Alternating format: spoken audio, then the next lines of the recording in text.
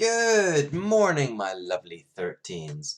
Right, buddies, we've done it. We are on our last lesson ever of Year 13 Further Maths. How exciting is that? Well, our last lesson of new content anyway. And our new topic, our final topic of this whole unit is this: systems of differential equations. So I'm not sure if you guys have heard this word before. I kind of think that you probably have done. But a system of equations just means that you've got more than one. So essentially, this is like simultaneous equations. The only difference being that we are going to be doing simultaneous equations with differential equations as opposed to just regular equations. Now, in order to explain that, okay, I'm gonna level with you, my lovelies. These take a huge amount of time. Every single question takes ages to do, and you have to be so careful because if you make a small mistake, it'll wreck everything. So these questions are quite tricky. I've done a really hard one later, but I wrote it out ahead for you, and I'll talk about that in a sec. But this one here, the first one we're going to do together on the board. It's going to be amazing. You're going to like it. It's going to blow your mind. And here's how you do it. When you look at them, let's just do the first one here, and I'm going to even fit it on 2 slides. You wait and see. Here we go. First one says this. It says dx dt is 2x plus 4y, and the second one is dy dt is x take y. Now, it's a little bit more complicated than a standard old simultaneous equation, but it follows the same principles, okay? Now, what you'd normally do in a simultaneous equation, say it wasn't just a simple linear one, is you would use substitution. So you guys know about that already. So what you would do, for instance, if this was a basic one, is you might be able to make, for instance, x the subject, pop it into the top one, and that would get rid of x's, and that would mean that you'd have an equation that only had y's in, and you could solve for y. That's how you do a basic simultaneous equation, a regular one, like one that you've done so far. But here's where it gets a bit tricky, and these ones here, because of the derivatives that are in it, it actually gets quite muddly. So we're going to end up with dy dt's and dx dt's, and you could end up with way too much stuff in one equation. So it follows the exact same philosophy. What you pretty much do is you pick one of the two equations, whatever one's easiest, and you just get everything you can out of it, then whack it into the other. You should have only one variable left then, which you can solve.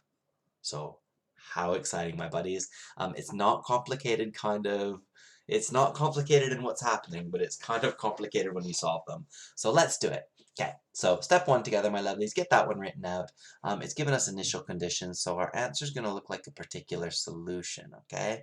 The answer will also be parametric because we've got a third variable in. So we have x's and y's, which is determining it, but also t, which they usually use, well, they usually use that for a parameter anyway, if you can remember from regular maths. Yeah, so the answers are going to come out like parametric equations, buddies. Cool. Okay, step 1. You look at these two equations and you say, which one's easier? Well, I think 2 is easier because it hasn't got any constant numbers touching the letters, so I'm going to pick 2. And here's what you write. So you got to keep yourself really structured as well. So consider 2. So we'll consider 2 to start with. Now, in equation 2, we've got this. We've got that dy by dt is equal to x take away y. Well, what I would suggest there, then, is because we've got dy dt's in our equation, why don't we make x the subject? Because then y can be y can be with its mate, the dy dt, right? Because they're both linked to the y variable. So if we make x the subject, we're going to have x equals, and it'll be dy dt plus y is what it will be. Cool. Now, that's cool, because we can whack that into this top one already, can't we? So we can get rid of we can pop this x in for that x there, and then we'll replace an x with 2 y's. So you can kind of see the basics of what's going on here. Now, because I don't want anyone to be muddled, I'm going to do this. I'm going to box this, and I'm going to name that equation. And I'm going to be really creative, give it an amazing creative name.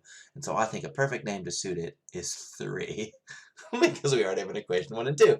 Cool. Now we need more, okay? We can't just pop this in because we're still going to be scuppered if we do. So let's drive more out of it. Our goal is to put this in equation 1, right?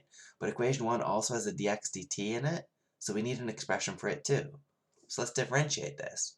Well, if we differentiate it, dx dt is So we're differentiating with respect to t, mind you. So it's not, yeah, with respect to t, so we're doing implicit differentiation like we've done before. And here's what we're going to get. It'll be the second derivative here, so d squared y by dt squared. And this one here will be plus dy dt when you differentiate it with respect to t. I'm going to box this majestic beast out and call it 4 as well. So look, I'm naming all my equations. How exciting. Cool. Now actually this is really good because with these two equations we are in a position to clear all of the x's out of equation 1. And so that's what we're going to do. So you ready? Here they go. Bang, bang. And here we go. We're going to put both of these. We're going to put 3. Ooh, dry. Oh my god. How exciting. That's actually pretty, but I don't want it. Oh, there we go. Okay, so here we go. Yeah, here we go. We are going to put 3 and 4 into 1. Cool? So we're going to clear out equation 1. We're going to get rid of all the variables we don't want. So you ready? 3 and 4 both going into equation 1. So dx dt I'm going to replace with d squared y by dt squared plus dy dt. Yeah, so I swap that out for that. And then on this one here, I'm going to get 2x, so it's going to be 2, lots of dy dt plus y, because that's equation 3 popped in, plus 4y. Cool, cool, cool. Rightio then, my folks, let's keep going. D squared y by dt squared plus dy dt is going to equal 2 dy dt's on this side plus 2y plus 4y. Cool. Now, I can see straight away, what have we got developing here, even though we can't quite see it yet? Yeah, it's a second order differential equation, isn't it? There's a second derivative, a first derivative, and something that's not a derivative at all. So how exciting! Let's pop it into standard form then. Let's get it all over to the one side. So d squared y by dt squared. This is going to be minus dy dt when we get that over. Minus dy dt. Yeah, definitely. And then this is going to be 6y, so it's minus 6y. 6y equals 0. Well, look at that, my lovelies. At least we've struck lucky here. It is homogeneous, my lovelies, this one, because it equals 0. And now we just got to solve. So we're going to get in here and we're going to get solving, my lovelies. So we're going to get our solve on. So how do you solve this bad boy? Yeah, the normal way. Let's do it. Get the auxiliary equation. Well, the auxiliary equation here is going to be lambda squared minus lambda minus 6 equals 0. Oh, good, it does work. That's a result. So there's two numbers that times to minus 6 and add to minus 1. It's lambda minus 3 and lambda plus 2. I think, which means that lambda is 3 and lambda is minus 2. Which is cool. That means we're in the neat scenario, okay? That means that we are in the easy one, the beginning one. So we're ready to go now for the general form, okay? Now, if it was non-homogeneous, it's the complementary function that we're going to go to. But because it's homogeneous, we actually can do the general form straight away. So the general form of this guy then is going to be, let's do it. Do I want to put it up here? Yeah, I do. I'm trying to conserve my space. So here's the general, no, I'm going to put it down there. Here's the general form. Okay. So our general form then, my buddies, is just going to be this. It's going to be y equals, because we are dealing with 1 and y, and it's this one. It's a e to the 3t, I think was our variable, a e to the 3t, plus b e to the minus 2t. Bish, bash, bosh. You've just got the general form for y. So happy days. I'm going to save it, because I think we're going to need it in a minute. I'm going to save it, and if I'm saving it, I'm going to give it a number, just because this is a really numbery thing. 5. Cool. Right then, so we now have the general solution for y, but just like in a regular simultaneous equation, what you've essentially just done, my lovelies, is if it was a regular simultaneous equation, you just told me that y is 4. Okay? What do you do next, my buddies, if it was a regular one? What do we also have to get? Well, yeah, you're right. We got to get the general form now for the we've got to get the general form now for the x1, okay? So we already know what y is. We now have to get the general form for x. So I'm going to come all the way up here next. So my next step's going to, ooh, I don't want red. My next step's going to happen all the way up here, and we're now going to go for the general form of y. So get, or of x, I mean, get general form for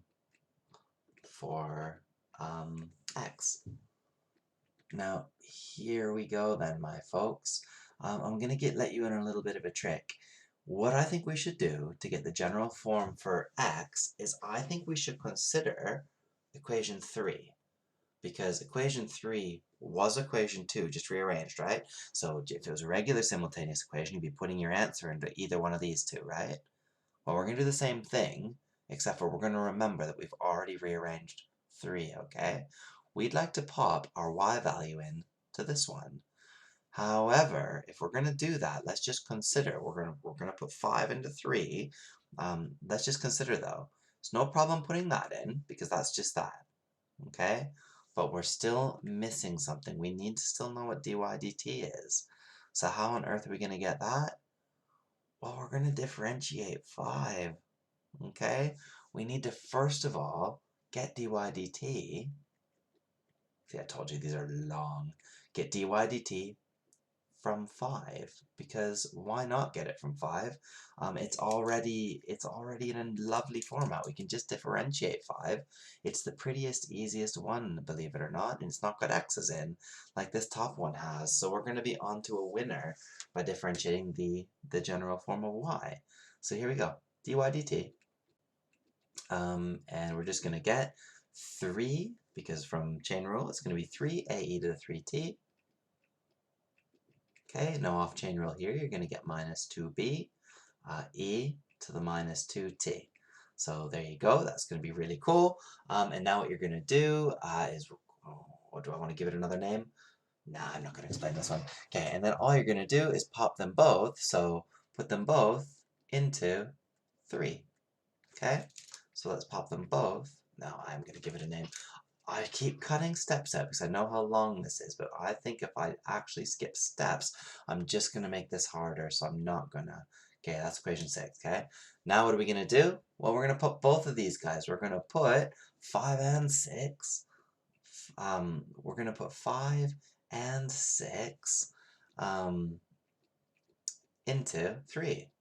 And that should do it, right? If we do that, right? So we're just substituting double for each one. That's all we're doing is substituting double. I know it's just fiddly. This and this into that, because then we'll have one that x is the subject of, and this is the best one because x is already the subject of it. So here we go.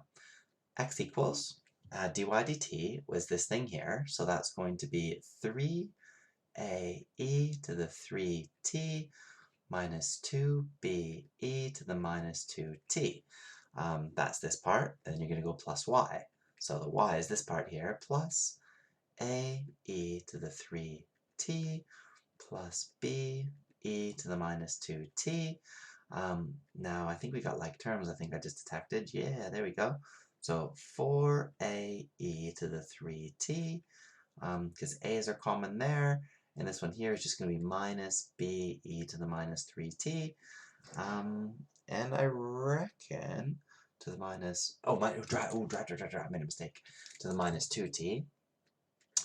And I reckon that's the same format as this, so I'm happy with it. There you go. There's the general form of x, okay? So there you go. That can be equation 7. Okay, so there we go. We've got the general form of each of the two. Now, unfortunately, that means we're halfway there because it's given us initial conditions. So we actually have to work out what A and B is as well. So how am I going to be crafty here? I'm going to cut and paste them. I know that you can't do that, but ha ha ha, you should be doing that on a computer as well. Yeah, anyway, so here we go. Let's just going to cut and paste these onto the next slide. There we go. Oh my god, my lovelies. Okay, and here we go. Up there it can go. Hey ho, there it can go. Okay, there we go. I'll take that for the minute. And we need this guy as well. Copy, paste. Yes, there we go. Let's get these squares off them. get that. Oh my god, again. Okay, so there we go. We've got our two general forms here, my buddies. We got the y one, and we got the x one as well. Okay, we just now would like to know what a and b is. So in order to get a and b then, my folks, all you're going to do is use the initial conditions. I'm just going to nick this guy as well. Copy, paste, there you go, up there. We're just going to use the initial conditions, then you've got it, okay? So we're 99% done. So you ready? Let's do it. Initial conditions. So we've got this, at t equals 0, x is 2. So let's pop that into the first one, so into the x one. So here we go. The x one is going to be 2 equals 4a. T to the, that's going to, oh, I'm going to write it, that's just going to be 1, right? Because e to the power, anything to the power of 0 is 1. Take away b times 1. So we've got here 2 equals 4, a take b. Same deal again. Let's go on the other condition. We also know that at t equals 0, that y equals minus 2. Okay, so here we go. That's going to be the top one then. Minus 2 equals a. It's going to be times 1 plus b, which is also going to be times 1. So all you got here is minus 2 equals a plus b. And let's just whack it in. Let's get what b is. That'll probably be easier. Which means that b equals minus 2 minus a. Happy days. B equals minus 2 minus a. Whoosh, into there. So 2 equals 4a minus 2 minus a, which means 2 equals 4a plus a is 5a plus 2, which means that a is, oh, which means, yeah, whatever, let's just skip to the final step. So that means, oh, a is 0. Well, that's a result. Way, that's good. So a is 0. Nice one. Okay, a is 0, because that goes over and makes 0, which means that, back into here, it's so many even to solve this simultaneous equation, it takes more simultaneous equations. Oh my god, I hope you like simultaneous equations. That means b is minus 2 minus 0, so b is just minus 2. Which means, finally, my lovelies, the solution to these simultaneous equations is this. So, that means that x, I'm going to do x first because I'm cool like that. X is just going to be minus 2, because a was 0, minus 2, because that's a b. No, it's plus 2. Ooh, dear. So it's going to be minus 2, so it's 2 e to the minus 2t, and y is going to equal 0 minus 2 e to the minus 2t. So just negatives of each other. And that is the solution to the simultaneous equation. It's a whole entire parametric thing that's on display there, that's on show for you there. That's the final answer. That's all it's asked. It's kind of defined parametrically, and yeah, the graphs of them are quite neat. You would just do it on the graphing calculator, this one, but it is kind of cool. The next one's got a picture of a graph in it, so I'm almost prefer to do it there. But yeah, do you want me to show you? Do you want me to show you something cool? Not really, maybe. Yeah, okay, should I do an extension? Oh, how many minutes is this? 18 minutes. Okay, quick, yeah, okay, really quick extension. Okay, you ready? So there's the parametric equations. What if we wanted to draw it? I just see this was going to work out really good, okay? Remember how when you do parametric equations, so this is bonus. Remember when you do parametric equations that you can eliminate the parameter, which is t, and you can get what's called the Cartesian equation? Well, if we do that, we can figure out what the graph looks like. And so check this out. These are just negative opposites of each other. So let's add them. Let's add them. Add them. Well, if you add them, this isn't part of the question as well, by the way. Well, on the left, you're going to get x plus y. And on the right, you're going to get 0. Yeah? Because they're opposites of each other, they're just going to go. So you get x plus y equals 0. Which means, my buddies, you can definitely graph this one. There's no trouble graphing this. So you don't even have to make like a table of parameters. You don't have to do anything special on your calculator. Check it out. Use the cover-up method if you want. Oh yeah, or just rewrite it as this. Easier still. I don't know why I just didn't say that. Y equals minus x, which means it's going to be this guy down like that. It's going to be that line is what it's going to look like. But because of the particular solution, so this is kind of what the graph's going to look like of our of our solution. They call it a solution curve as well. But yeah, that's our solution curve, happens to be a line. But here's the cool thing about it. Remember how it gave an initial condition, x was 2 and y was minus 2 and t is 0? Well, that's actually here. Okay, so that is the 2 and the minus 2 that was given. And actually, because that's where t was equal to 0, yeah, t was equal to 0 there, you can't actually get further than this. So it's not a line, it's a line segment, because at t equals 0, well, if we're taking t meaning time, then you can't actually get a negative of it. So if it starts at 0 with an initial condition, then that's where it starts. And do you want to be really snazzy? Let's do this too. What happens at infinity? We can figure out where it ends maybe. So let's try this. As t approaches infinity, I've only just read the next question, that's why I'm doing it here, just so you can see. Well, as t approaches infinity, check it out, x from over here becomes, it's going to be 2e to the minus infinity, which is going to be an unbelievably small number, so 0. Yeah, see what I mean? Because it's 1 over infinity, that is. And y is going to be the same deal as well. It's going to be minus 2e to the minus infinity again, which is a super, super small negative number, which is still 0. So it actually produces, as t goes to 0, as infinity, it actually goes to 0, 0. This is where the point ends, 0, 0. The solution curve is just that. And this rubbish here that I did is dashed. It doesn't even exist. It's not possible to get there. That, my lovelies, is the solution curve. Cool, eh? Even though it's a line. Yeah, so there you go, my lovelies. Happy days, you got a bonus extension out of me. That's very good. Okay, so that's it. Now, here we go. That's the one that I was going to do with you together. Now, here's the thing. You're probably not... I'm going to give you practice time on this, okay? So you will get time to just do some practice on it. Not just today's lesson, but when you come back. So here's what I'm going to suggest, and this is probably going to take you 40 minutes to do. Okay, this one question's an absolute beast, but I enjoyed doing it, and I hope that you'll enjoy doing it too. I was writing really neatly and trying to make it so it's easy for you guys to understand, but it took me probably half an hour or more to answer this one question, so, well, that's what it felt like anyway. So let's see if you can do it. I'm just going to help you with it to start with, then I'm going to want you to pause the video, work for like half an hour to try to your best to solve it. Do feel free to unpause if you get a bit muddled and you want to see as well, because I've got the whole solution here over all these pages. So here we go. Differential equations again, initial conditions again, same as the last one.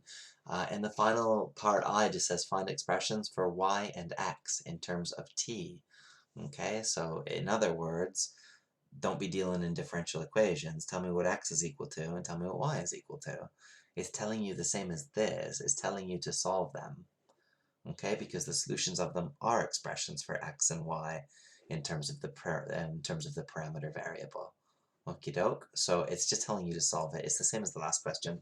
So part A says solve it. Spoiler alert, it's really hard to solve this one, so take your time, make sure you get it right. Watch for product rule, watch for chain rule, and watch for if it's homogeneous or not, okay? Because if it's not homogeneous,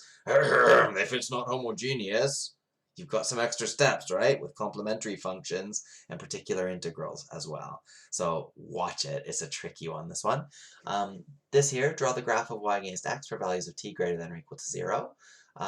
Graphing calculator, okay? Put your graphing calculator in parametric mode and just get the graphing calculator to do it for you, because this is not as easy as the last one. And what happens as t goes to infinity? Do the same as I did there. Just put in a huge number and consider what happens. Cool?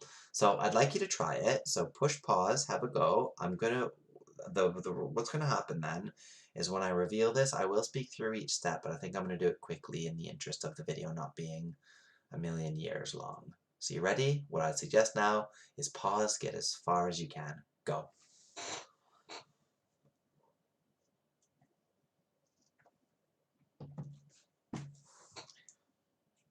And you're back. That was a quick 40 minutes, my lovelies. That felt like I only paused for like 2 seconds before I continued the video. Cool. So I hope you got it, but it's a nightmare, and don't worry if you didn't get it all the way right. I'll do my best to explain how I've done it. Oh my god. Okay, my lovelies. So here's what I did. looked at the two equations, and I deemed to myself that equation 1 was slightly easier. Don't know why I thought that. Maybe I'm crazy. It was probably because the y was positive. I picked equation 1. So then I made y the subject of it, just like what we did last time, and then I differentiated it. So I got dy dt. I did that because I knew I was going to be wanting to plug them into 2. I knew also that I'd be getting an equation in x if I did that. So these guys both went into 2, and when you put them into 2, they became this. Okie doke. Which then simplified down to this. Okay, so this is my second order differential equation that I had to solve, okay, which I've labeled number 5. Because I presume, and I'm going through this quickly because I'm presuming that you could just pause this and figure out where you've made any errors if you don't match up with me, and you can just pause it, okay? So I'm talking quickly, just so if there is a part, I won't jump over your part that you need explaining with. Okay, so we ended up with this differential equation when we popped the two together. Now, I had to solve it, so I went for my auxiliary equation, giving me this. Unfortunately, though, it didn't factorize, and it ended up being complex.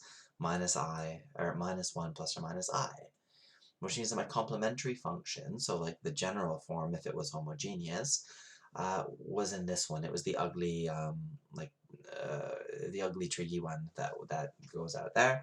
So it's the trig one. So this is what you get. You get e to the minus t, a cos t plus b sine t, and that's the general form. Now, because it's not homogeneous, we have to do that trial function as well to get the particular integral. The thing on the right is a 2, okay? 2 is a constant. A general constant is a. So a trial function is x equals a. So remember that from last lesson? Yeah? The general function here is x equals a.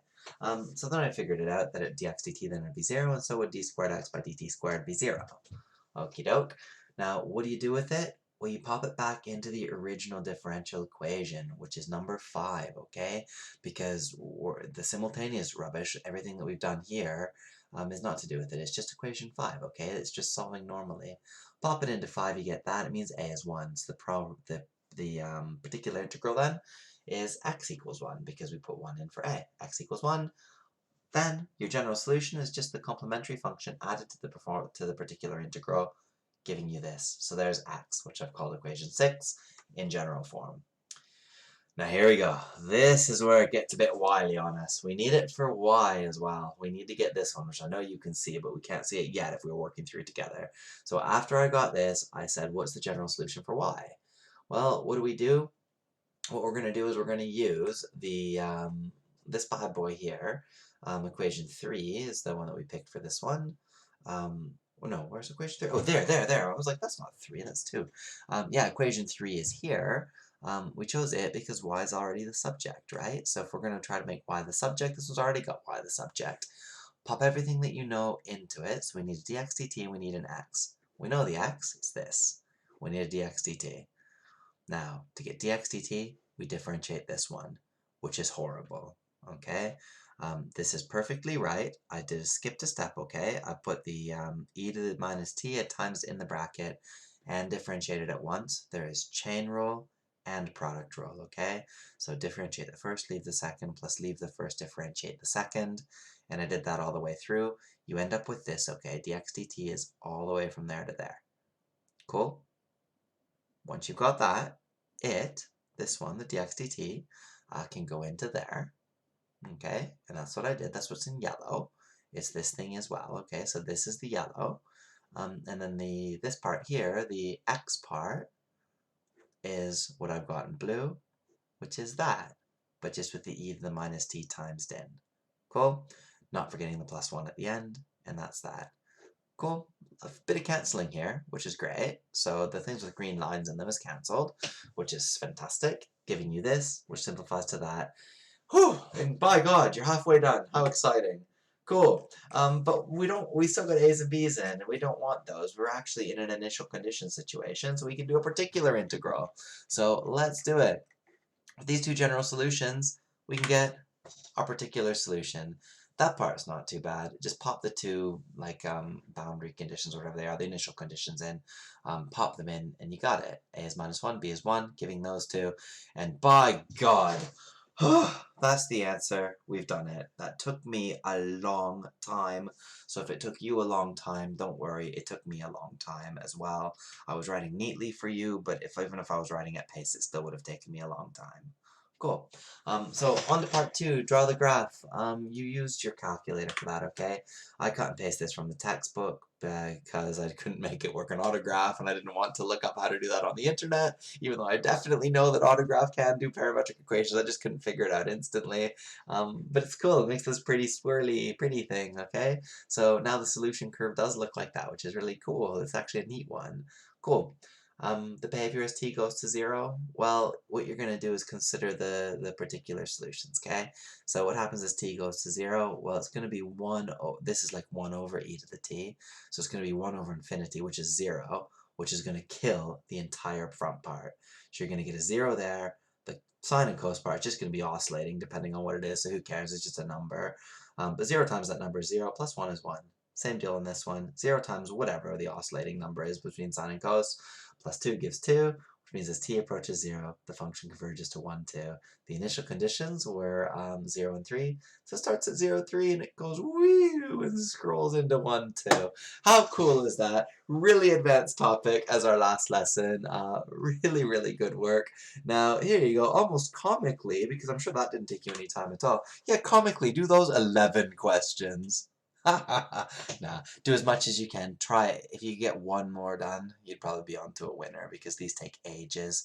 They're very good though. They're really neat. They're good for your brain as well and good for your practice certainly with regular math too, you know. Like if you can product rule and chain rule your way out of this, you're pretty good to go on normal maths too. So yeah, 287, question 1 to 11, do a mix. I'll give you more practice time next lesson. And that's it. Really, really, really good work, my Super 13s. I hope you enjoyed it. I hope you got the right answer. But if you didn't, just go back and pause the video and have a little look um, anywhere where it went wrong. That's it from me, buddies. I'm really looking forward to seeing you next week. I've missed actually real life teaching, so it'll be wonderful to see you next week. And that's it from me. Bye, buddies!